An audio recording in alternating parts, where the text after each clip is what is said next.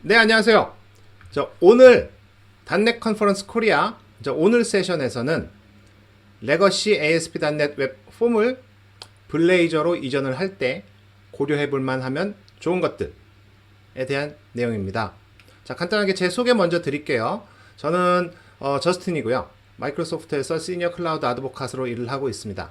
자, 제 트위터 핸들과 페이스북 페이지는 이렇게 되어 있고요. 수시로 이런저런 내용들이 올라가니까 한번 확인해 보시면 좋을 것 같고요.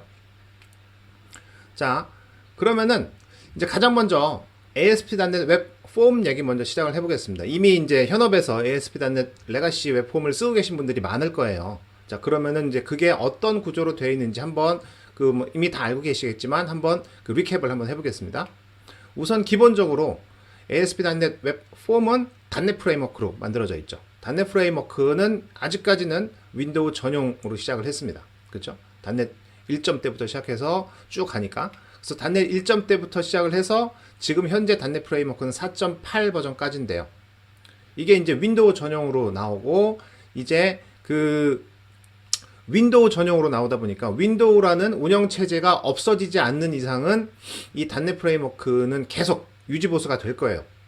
유지보수가 될 겁니다. 현재 2010년에 버전 4가 나왔어요. 4.0 버전이 나오고 그 뒤로 쭉 올라와서 4.8까지 나왔는데, 그러니까 이런 식으로 계속 마이너 버전업만 한다는 거죠. 그 얘기는 새로운 기능을 추가하지는 않고 뭔가 유지보수 형태, 어떤 뭐 보안 패치라든가 이런 형태는 있을지언정 새로운 기능을 추가하지는 않을 예정입니다. 왜냐하면 단넷 프레임워크에서 이제 단넷 5로 넘어왔기 때문에. 자, 그래서 이제 나는 정말로 새 기능을 쓰고 싶다. 난 단넷 프레임워크의 새 기능을 쓰고 싶다. 자, 이런 이제 욕망이 갈구가 있을 거란 말이죠. 자, 이럴 경우에는 그러면은 단넷 프레임워크 웹폼에서는 어떤 방법이 있을까요? 예, 방법이 없습니다.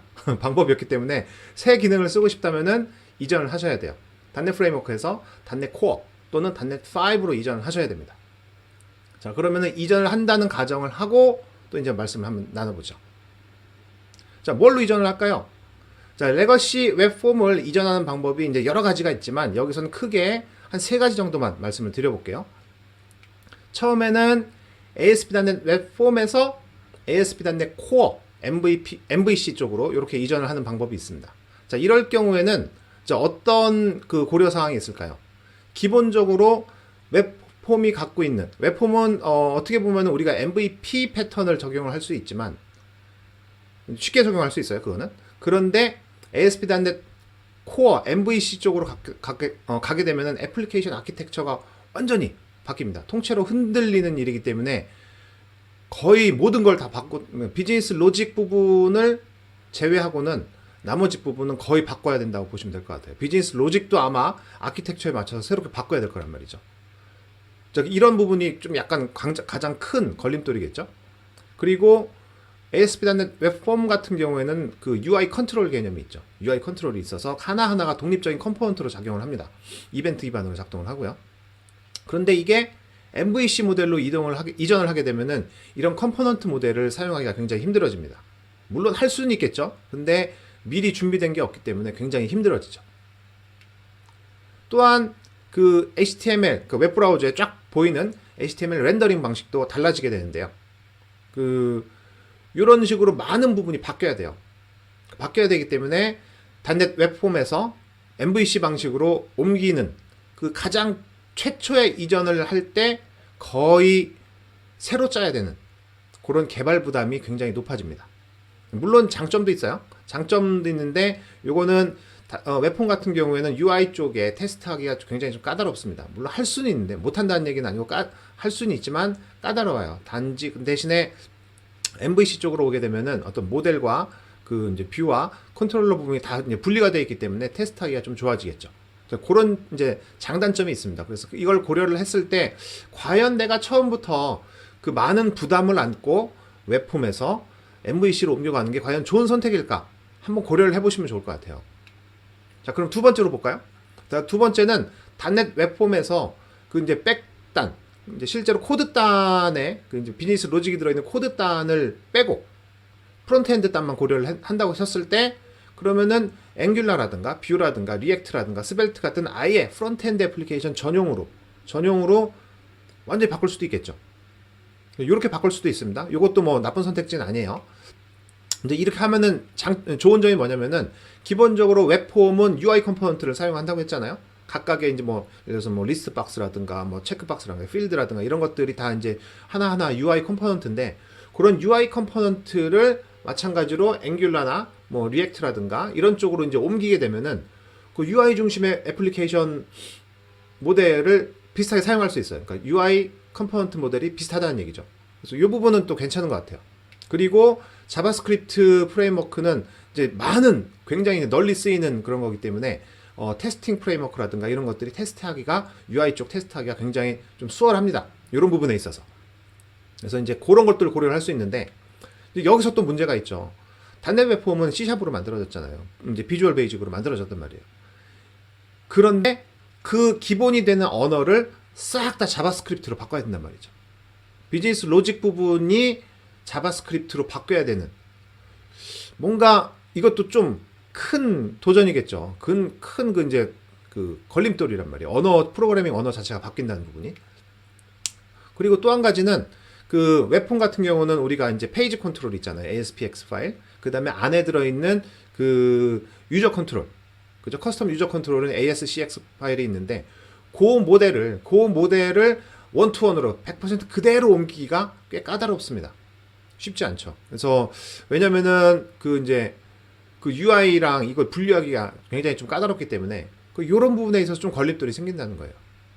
그렇다면은 자, MVC 모델도 조금 애매하고 그렇다고 완전히 100% 프론트엔드 모델로 가기도 좀 애매하고 자, 이럴 경우에 세 번째 선택지가 있습니다. 세 번째 선택지가 바로 오늘 이제 우리가 얘기할 블레이저로 옮겨가는 거예요. 블레이저로 옮겨갈 때는 그러면은 또 어떤 게 있냐. 물론 저는 이제 좋은 점만 얘기를 하겠죠, 여기서. 자, 기본적으로 프론트엔드형, 즉 앵귤라나 뷰라든가 리액트라든가 스벨트라든가 이런 프론트엔드형 애플리케이션과 마찬가지로 블레이저 역시도 웹폼이랑 비슷한 UI 컴포넌트 모델을 가져갑니다. 그래서 이 부분은 굉장히 좋은 것 같아요. 그리고 이제 그 웹폼에서 가장 그 어려웠던, 가장 까다로웠던 테스팅, UI 쪽 테스팅을 할 수 있는 그 부분이 존재합니다. 그게 B유닛이라는 테스팅 프레임워크가 있어요. 그래서 요걸 사용을 하게 되면은 또 굉장히 손쉽게 그 테스트를 할 수가 있겠죠. 자, 그리고 자, 가장 좋은 게 웹폼은 C샵으로 만들어졌잖아요. 블레이저도 C샵으로 만들어졌습니다.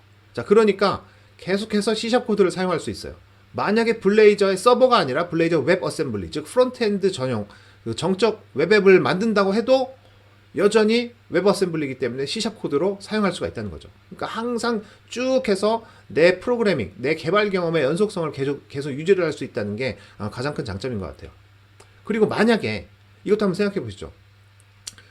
ASPX 파일, 즉 페이지 컨트롤, 그리고 유저 컨트롤, ASCX 파일 요 모델을 그대로 블레이저로 최대한 비슷하게 옮겨갈 수 있다면 여러분은 어떤 걸 선택을 하실 것 같아요? 자, 요 내용은 잠시 후에 다시 한번 얘기를 해보도록 하겠습니다. 자, 그러면은 지금 제가 웹폼에서 블레이저로 옮겨가는 게 참 좋을 것 같다 라는 말씀을 드렸는데 그 둘을 한번 이렇게 옆으로 이렇게 놓고 한번 비교를 해보시죠. 자, 처음에 애플리케이션의 생애 주기, 애플리케이션 라이프 사이클을 관장을 하는 곳이 있습니다. 자, 웹폼 같은 경우에는 global.asax 파일이죠.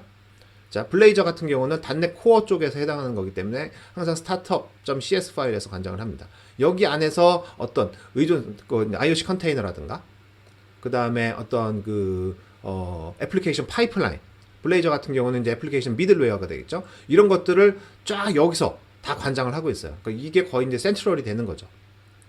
자, 그 다음에 이제 UI 쪽으로 볼까요? UI 쪽에서는 이제 페이지 컨트롤과 유저 컨트롤, 요 UI 컨트롤로 웹폼은 UI를 담당을 하겠죠. 블레이저는 이게 컴포넌트 기반으로 넘어갑니다. UI 컴포넌트라고요. 그러니까 이름만 살짝 바뀌었는데 거의 하는 행동은 비슷하다고 보시면 될 것 같아요. 문법만 살짝 바뀔 뿐입니다. 그리고 페이지 렌더링하는 관점에서는 웹폼은 HTML 컨트롤과 그죠? HTML과 그 UI 컨트롤로 렌더링을 막 하고요. 반면에 이제 블레이저는 레이저 템플릿을 쓰겠죠. 레이저 템플릿과 그다음에 그 안에 들어가는 UI 컴포넌트로 이제 HTML 를 렌더링을 하게 됩니다. 그럼 렌더링은 어디서 진행이 되느냐?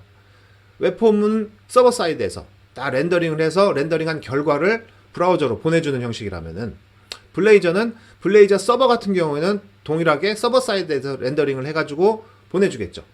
그렇죠? 그러니까 클라이언트 쪽, 웹브라우저 쪽에서는 부담이 좀 덜합니다. 웹폼과 블레이저 서버는. 반면에 서버 쪽에서 부담이 좀 오겠죠. 자, 그런 이제 차이가 있고, 반면에 블레이저 웹 어셈블리를 쓰게 되면은 그때는 아예 서버 쪽하고는 상관이 없어. 서버는 말 그대로 정적 컨텐츠만 그 공급을 할 뿐이지 실제로 렌더링이라든가 이런 모든 것들은 이미 다 돼 있기 때문에 클라이언트 브라우저 단에서 다 렌더링이 돼요. 그런 차이가 이제 있다고 보시면 될 것 같고요. 근데 또 하나가 여기 재밌는 표현인데 인터랙션과 인터오퍼레이션이 있습니다.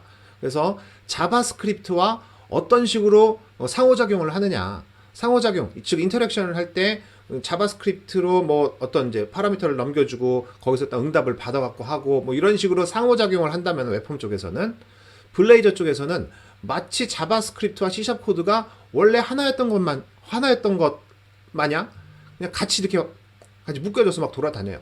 그래서 그런 차이가 있습니다. 뭐 딱히 근데 인터랙션과 인터오퍼레이션이 그렇게 큰 차이가 있는 것 같지는 않고요. 하여튼 그런 그 용어에 대한 차이가 있다고 생각하시면 될 것 같습니다. 자, 그렇다면은 이제 웹폼 안에서 UI 컨트롤, UI 쪽에서 그럼 C# 코드와 그 하기 위해 C# 코드를 핸들링하기 위해서는 웹폼 쪽에서는 그 꺽쇠와 퍼센트 마크를 쓰고 그 안에 요 특수 태그 안에다가 이런 거 저런 걸 집어넣는다고 생각하시면 될 것 같고요. 블레이저 쪽에서는 골뱅이 사인을 놓고 하게 됩니다. 그래서 요 둘의 어떤 이제 문법 차이가 있다고 생각하시면 될 것 같아요. 그 다음에 사용자의 상태를 저장하는 게 어느 부분이냐 한다 치면은 웹폼 같은 경우는 브라우저에 뷰 스테이트라는 그 히든 컨트롤이 있어요. 그래서 뷰 스테이트 안에 모든 게 다 저장이 됩니다. 그래서 어떤 경우에는 그 뷰 스테이트가 엄청나게 큰 경우도 있고 막 그래요. 자, 그리고 블레이저는 반면에 사용자의 상태가 다 서버 쪽에 저장이 됩니다. 애플리케이션의 상태라는 게 사용자의 상태라기보다는 애플리케이션의 상태겠죠. 웹폼도 마찬가지고 애플리케이션의 상태가 뷰 스테이트, 웹폼은 블레이저는 서버 쪽에 그렇게 이제 저장이 되고요. 그러면은 이 애플리케이션의 상태를 브라우저로 전달을 하기 위해서는 블레이저는 시그널 R이라는 그런 이제 그 웹소켓을 이용을 해서 서버 쪽에서 브라우저로 쫙쫙쫙 보내는 거, 푸시로 보내는 거고요. 웹폼은 브라우저에 저장이 되어 있다고 그랬잖아요. 그러니까 브라우저에 저장이 되어 있는 그 상태를 포스트백의 형태로 서버로 보내고 그걸 처리해서 다시 이제 브라우저로 보내는 이런 형태가 될 거예요. 이제 그런 이제 그 차이가 있다고 보시면 될 것 같고요. 전체 애플리케이션의 레이아웃을 결정을 하는 부분에 있어서는 웹폼은 마스터 페이지를 사용을 하겠죠. 그죠? 마스터 페이지를 사용을 하고 블레이저는 마찬가지로 컴포넌트 기반이어서 컴포넌트를 담당하는 레이아웃이 있습니다. 그래서 레이아웃 컴포넌트라고 하는데 그거를 이용을 해서 잡아주고 그 안에다가 이제 다른 UI 컴포넌트를 집어넣는 그런 형태가 되겠죠. 자, 그리고 프레임워크의 버전을 놓고 보자면은 웹폼은 .NET 프레임워크 1.0때부터 해서 지금 4.0때까지 쭉 올라왔죠. 자, 요 버전만 사용할 수 있고요. 블레이저는 또 .NET 코어 3.0 이상에서만 또 사용이 가능합니다. .NET 코어 3.0, 3.1 그리고 5 이렇게 사용이 가능하겠죠. 자, 이러다 보니까 웹폼은 그 .NET 프레임워크의 제약사항이 윈도우 전용이라는 것 때문에 웹폼은 윈도우에서밖에 사용할 수가 없어요. 아까 말씀드렸다시피. 그리고 블레이저는 .NET 코어 기반으로 해서 .NET 코어, .NET 5로 올라왔기 때문에 기본적으로 크로스 플랫폼인 거죠. 윈도우, 맥, 리눅스 어디든 사용이 가능합니다. 그래서 이런 차이가 이제 있다고 보시면 될 것 같아요. 자, 그렇다면은 자, 웹폼과 블레이저의 모양에 대해서 아까 말씀드렸던 그 내용들을 바탕으로 잠깐 코드의 차이점을 한번 살펴보도록 하겠습니다. 자, 한번 보실게요. 자, 한번 보겠습니다. 자, 여기 보시면은 자, 왼쪽에 보이시죠? 자, 지금 화면에 보이실 거예요. 지금 보이시는 화면이 마스터 페이지예요. 마스터 페이지 보면은 여기 보시면은 이렇게 코드 비하인드 해가지고 코드가 뒷단에 분리가 되어 있습니다. 그리고 얘는 요런 클래스를 이제 그 상속받는다고 되어 있어요. 그쵸? 자, 그게 여기 있는 내용입니다. 자, 그걸 제가 요 부분은 따로 이제 또 말씀을 드릴게요. 어차피 이제 비슷한 내용이니까. 자, 그리고 나서 여기서 쭉 보시면은 사이트가 렌더가 되면서 쭉 보면은 여기 보시면 여기 보이시죠? 플레이스 홀더가 있어요. 그러니까 이게 마스터가 아까 레이아웃이라고 그랬잖아요. 이 레이아웃 전체 레이아웃을 잡아주고 그 안에 실제로 본 내용이 들어가는 부분은 이렇게 플레이스 홀더 요 부분에 이제 있다고 보시면 될 것 같고요. 요 플레이스 홀더가 이렇게 있죠? 그리고 이 플레이스홀더의 아이디가 메인 컨텐츠라고 되어 있는 거 보이시죠? 메인 컨텐츠라고 이렇게 되어 있습니다. 자, 메인 컨텐츠라고 되어 있는 걸 보시면은 그럼 이제 될 것 같아요. 자, 그러면은 자, 한번 보겠습니다. 자, 잠깐만 이게 어디 있니? 자, 메인 컨텐츠를 한번 볼게요. 자, 메인 컨텐츠에 보시면은 자, 요 부분에 여기 보실까요? 여기.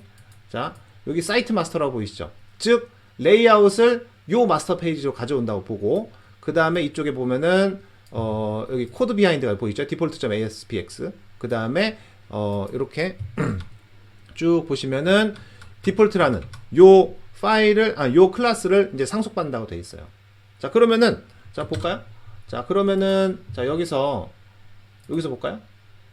요게 이제 코드 비하인드 파일이죠. 자, 요 클래스 요걸 상속받아서 사용을 하겠죠. 그리고 요 클래스는 페이지라는 UI 컨트롤을 상속받아서 사용을 하고 있습니다. 그렇죠? 그래서 얘가 여기서 이제 작동이 되는 거고요. 요 부분들이 바로 다 이제 그 마스터 페이지로 올라가는 거고. 자, 여기서 보시면은 여기선 딱히 그 UI 컨트롤 부분이 없는데 자, 여기서 그 마스터 파일로 다시 가볼까요? 여기 볼까요? 자, 여기서 보시면은 C# 코드를 사용하기 위해서 UI 쪽에서 사용하기 위해서 이렇게 꺽쇠 부분을 사용해 보실 거예요. 그렇죠? 그러니까 요게 우리가 흔히 해왔던 ASP.NET 웹폼 형태입니다. 자, 그렇다면은 요거랑 비슷한 형태가 바로 이제 블레이저란 말이에요.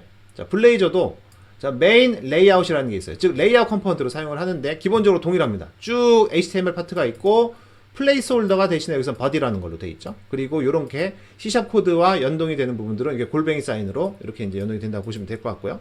그럼 요 body가 결국은 각각의 UI 컴포넌트를 이렇게 잡아준다고 생각하면 될 것 같아요. 기본적으로 각각의 페이지의 UI 컴포넌트를 레이아웃 컴포넌트를 이렇게 잡아주고 그 안에서 이렇게 이제 HTML이 나오고 그다음에 이 HTML과 상호작용하는 이렇게 뭐 인크리먼트 카운트라든가 이런 부분들은 이렇게 코드 비하인드에서 적용이 된다고 보시면 될 것 같습니다. 그렇죠? 여기서도 마찬가지로 컴포넌트 베이스라는 그 레이아웃 컴포넌트를 상속받아서 카운터 비하인드라는 클래스를 받아서 쓰면 돼요. 그렇죠? 여기서 보시면 재밌는 게 카운터 비하인드잖아요. 이 파일 이름이 레이저 파일 이름이 카운터 비하인드란 말이죠. 즉 이 이름 자체가 클래스가 되기 때문에 여기서 마찬가지로 파셜로 잡아서 이렇게 코드 비하인드로 만들어서 사용을 하고요. 이런 식으로 이제 작동이 되는 겁니다. 자, 기본적으로 그래서 모양을 그러면은 어떻게 보면은 블레이저로 만들었을 때 애플리케이션 구조와 ASP.NET 웹폼으로 만들었을 때 애플리케이션 구조가 상당히 유사하다는 것을 아마 보실 수 있을 거예요. 제가 지금 보여드리고자 하는 내용이 바로 그 부분이었습니다. 자, 그렇다면은 제가 이제 데모를 보여드렸어요. 자, 데모를 보여드렸는데 그렇다면 실제로 웹폼에서 블레이저로 이전을 하기 위해서 자, 지금 보셨다시피 컨트롤 부분이 바로 이제 컴포넌트로 옮겨가는 부분인데 그러면 이 컴포넌트를 만들어야 된다라고 생각해야 되는 거예요. 그러면은 어떻게 만들면은 기존에 웹폼 개발을 할 때 그 개발 경험을 그대로 유지할까? 최소한도로 그러니까 개발 경험을 최소한도로 바꾸면서 거의 대부분 그대로 유지해서 가게 할 수 있을까? 이게 이제 가장 고민이 되는 지점이란 말이겠죠.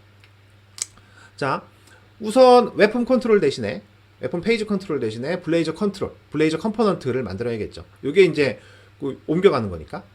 그리고 이 컴포넌트를 만들 때 컴포넌트를 별도의 클래스 라이브러리를 빼놓게 되면은 그 부분은 따로 놀게 되니까 굉장히 좀 편할 거예요. 그래서 이런 거 한번 생각해 보시면 좋을 것 같고 그 다음에 그 아까 잠깐 보여드렸다시피 레이저 파일이 있었고 코드 비하인드 레이저.cs라는 게 있었어요. 이런 식으로 코드를 UI 부분과 코드 부분을 분리를 하는 게 좋습니다.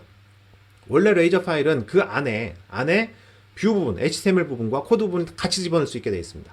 그러니까 같이 집어넣어도 상관은 없어요, 사실은. 그런데 유지보수라는 측면을 생각을 해보자면은 유지보수 측면에서는 코드와 UI 부분이 따로 빠져있는 게 낫겠죠. 그래서 그렇게 나눠주시면 좋을 것 같고요. 그럼 이렇게 나눈다는 컨셉 자체가 웹폼의 코드 비하인드 모델과 굉장히 유사하겠죠. 그래서 이렇게 하면은 개발 경험이 거의 그대로 유지가 된다고 생각하시면 될 것 같아요. 근데 이제 여기서 그 또 하나 이제 생각하셔야 될 게 아까 그 카운터 비하인드라는 그 클래스를 보셨잖아요. 그러니까 UI 컴포넌트 자체가 하나의 클래스가 돼요. 그런데 그 클래스는 기본적으로 생성자를 통해서 의존성 주입을 할 수가 없습니다. 이게 하나의 제약사항이라면 제약사항인데요. 그래서 파라미터가 없는 생성자만 사용이 가능합니다. 물론 이제 일반적인 클래스 라이브러리에는 아무 문제가 없어요. 근데 이제 UI 컴포넌트의 클래스를 만들 때는 그렇다라고 생각하시면 될 것 같고, 그래서 의존성 주입을 위해서는 별도의 다른 방식으로 접근을 해야 돼요. 자, 의존성 주입하는 방법이 세 가지가 있습니다. 생성자를 통해서, 그 다음에 속성을 통해서, 그 다음에 메소드를 통해서, 이렇게 세 가지 방법이 있는데, 일단 지금 UI 컴포넌트에서는 생성자를 사용할 수 없다고 돼 있잖아요. 생성자를 못 쓰니까 두 번째로 할 수 있는 방법이 바로 프로퍼티 인젝션, 즉 속성을 통해서 주입할 수 있는 방법밖에 없어요.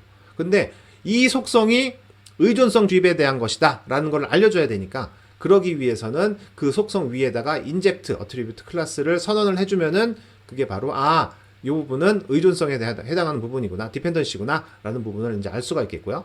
그 다음에 부모 그 컴포넌트에서 자식 컴포넌트로 뭔가 데이터를 보낼 때 바로 이 파라미터 클래스를 사용을 합니다. 파라미터 어트리뷰트 클래스를 사용을 해요. 똑같이 속성으로 주입을 하는 건 속성으로 주입을 하는 건데, 이번에는 이 속성이 디펜던시가 아닌 파라미터구나 라는 걸 알려주기 위해서 이 파라미터 어트리뷰트 클래스를 사용을 하게 됩니다. 그렇게 되면은 이 파라미터 어트리뷰트를 통해서 부모 컴포넌트에 있는 데이터가 파라미터 클래스를 통해서 저기 자식 컴포넌트로 데이터가 이동을 하게 되겠죠.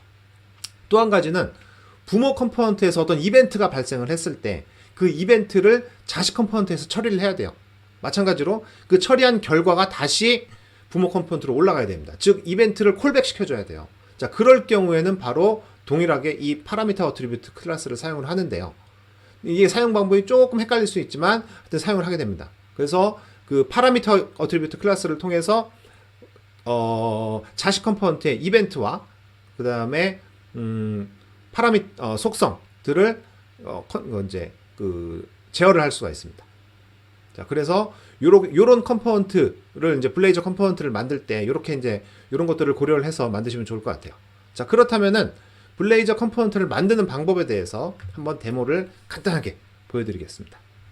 자, 한번 보여드릴게요. 자, 지금 이게 이제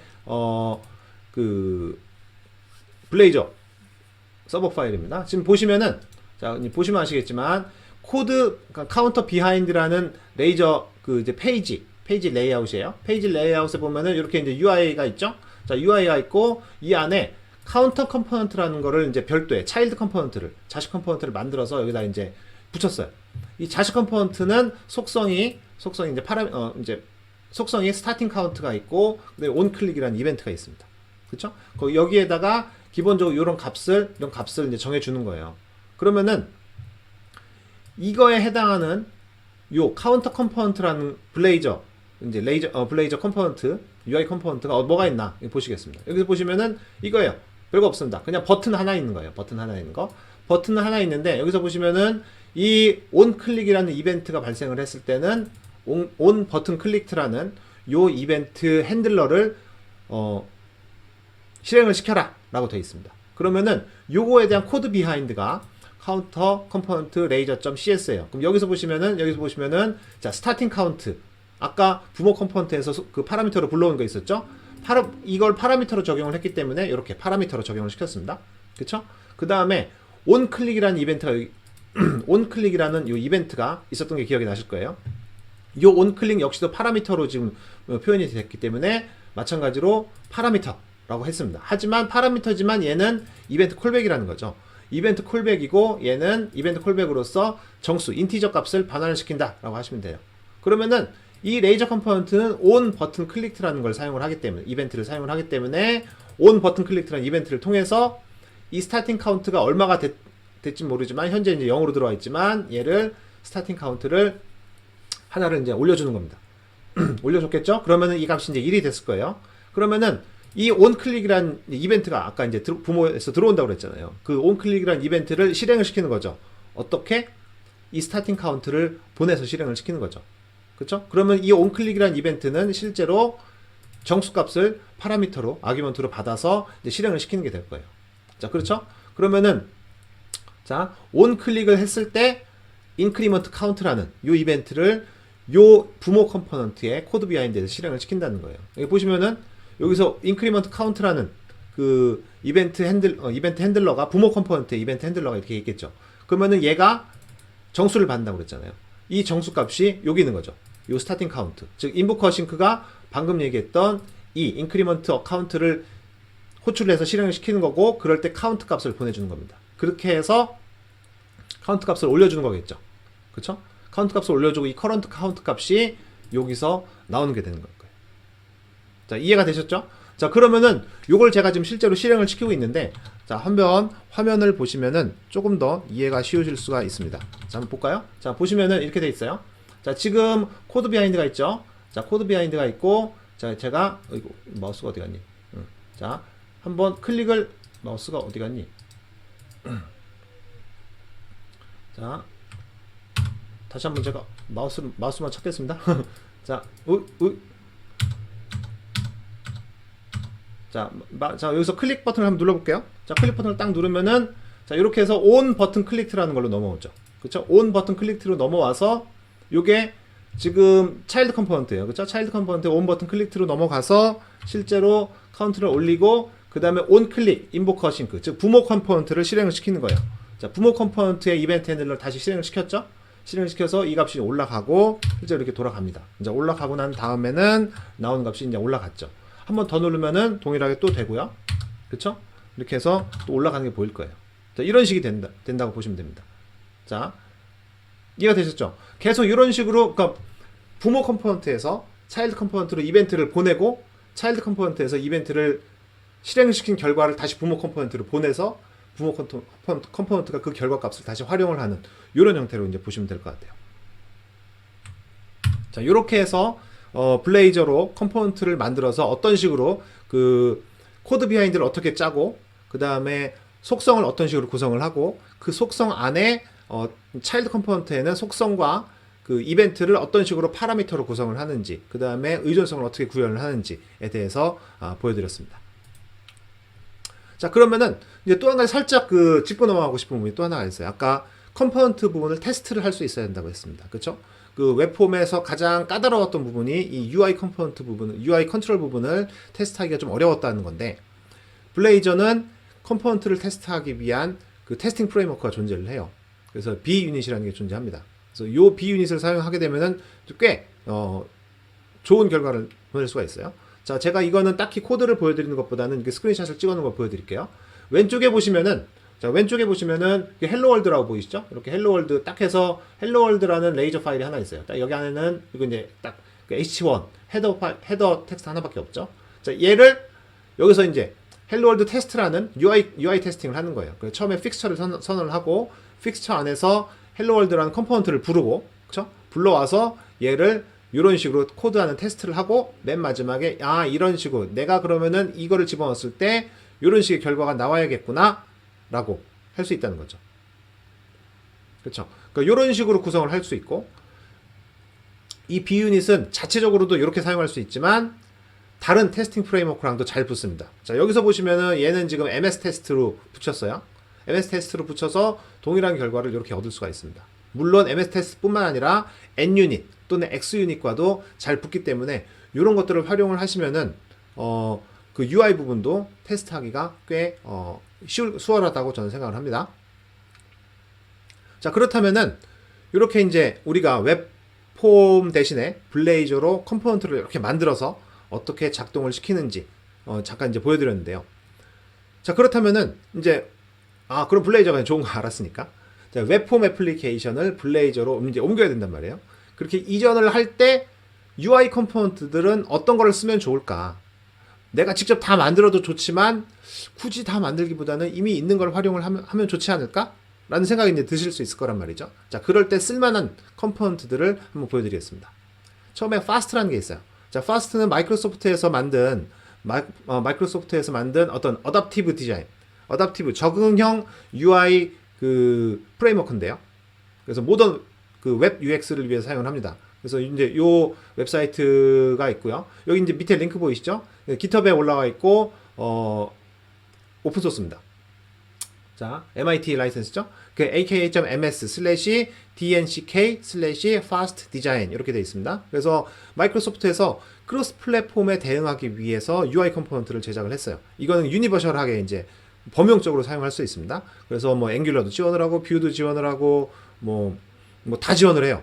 뭐 리액트도 지원을 하고 역시 블레이저도 지원을 하고 있습니다. 그래서 요거를 사용을 하시면은 UI 컴포넌트를 굉장히 이쁘게 만드실 수가 있어요. 요거를 써보시면 좋을 것 같고요. 이것도 있고 또 한 가지는 그 마이크로소프트 365 그 애플리케이션들 있잖아요. 뭐 오피스라든가 아니면 아웃룩이라든가 이런 것들. 자, 이런 애플리케이션, 웹 기반의 애플리케이션들을 보게 되면은 플루언트 UI라는 프레임워크로 만들어져 있어요. 그 UI 프레임워크가 이제 이걸로 만들어져 있단 말이죠.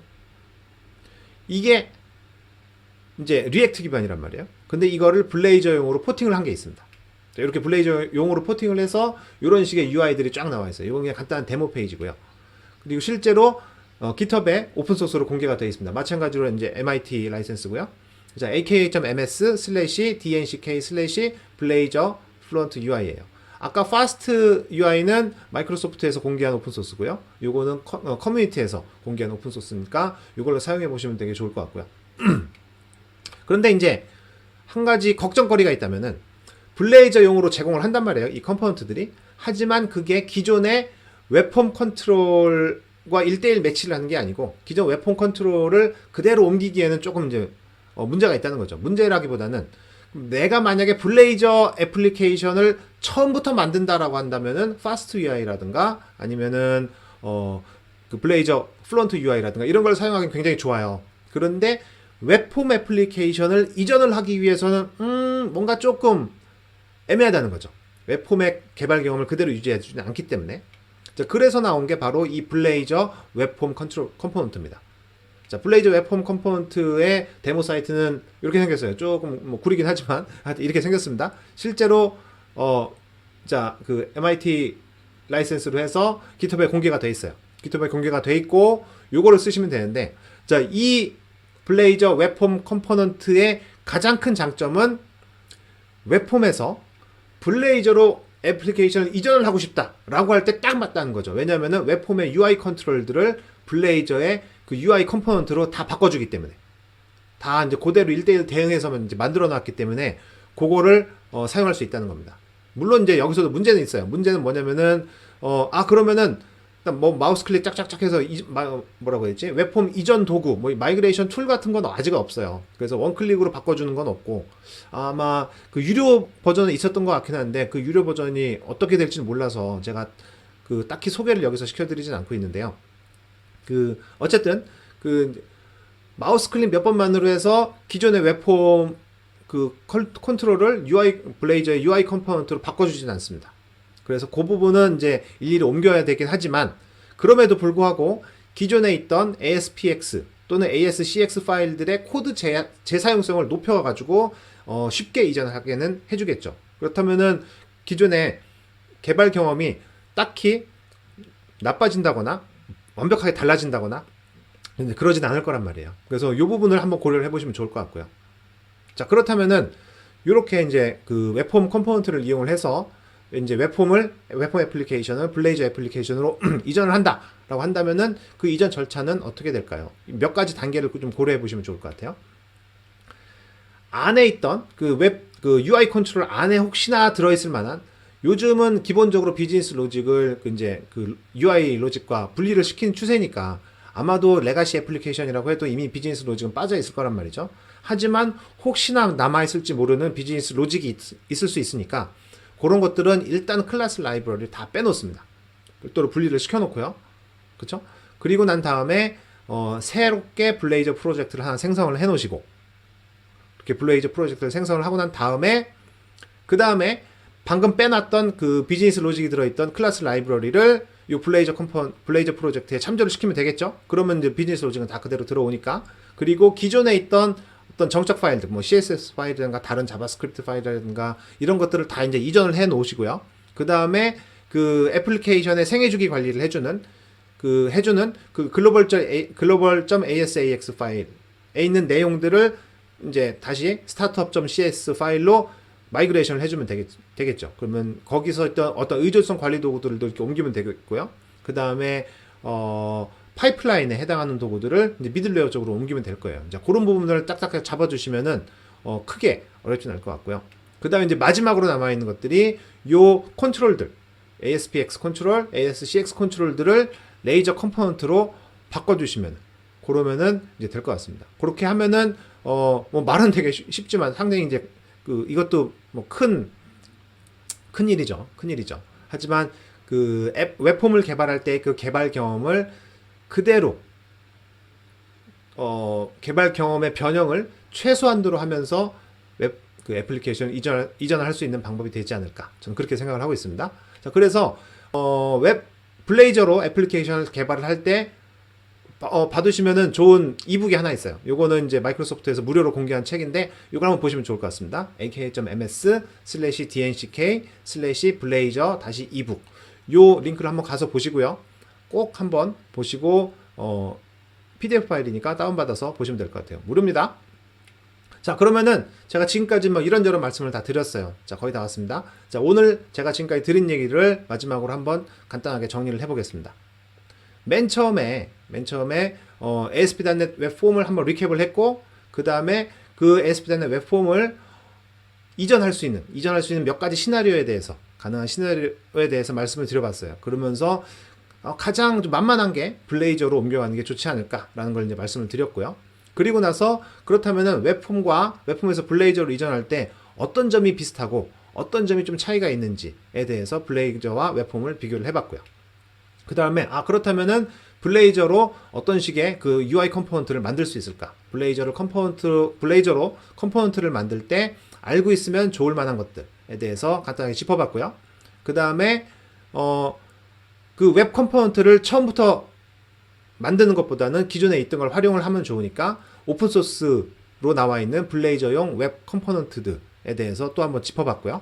그 다음에 마지막으로 웹폼을 어떤 식으로 이전을 하는지, 웹폼을 이전하기 위해서 기본적으로 따라가야 될 어떤 전략이라든가 이런 절차 같은 것들을 한번 또 짚어봤습니다. 자, 그래서 블레이저에 대해서 내가 조금 더, 제가 이제 이런저런 말씀을 드렸지만 사실 이걸로는 충분하지 않을 거란 말이죠. 그렇기 때문에 여러분들께서 나는 블레이저로 애플리케이션을 개발을 하고 싶어, 블레이저에서 난 좀 더 알아보고 싶어, 그런 생각이 드신다면은, 자, 가장 먼저 가보실 곳은 바로 이 마이크로소프트 독스예요. 이 문서 페이지입니다. 뭐 아시겠지만 마이크로소프트는 문서 덕후들이죠. 문서 덕후들이기 때문에 문서가 굉장히 잘 되어 있습니다. 그래서 블레이저 사용과 관련된 모든 문서들이 다 여기 있으니까 마찬가지 한글화도 되게 잘 되어 있어요. 그래서 보시면 될 것 같고요. 자, 주소는 aka.ms/dnck/docs. 자, 여기 들어가서 보시면 될 것 같고요. 자, 또 한 가지. 내가 그럼 그렇게 해서 이제 문서를 봤습니다. 시작하기 문서도 보고 한번 해봤어요.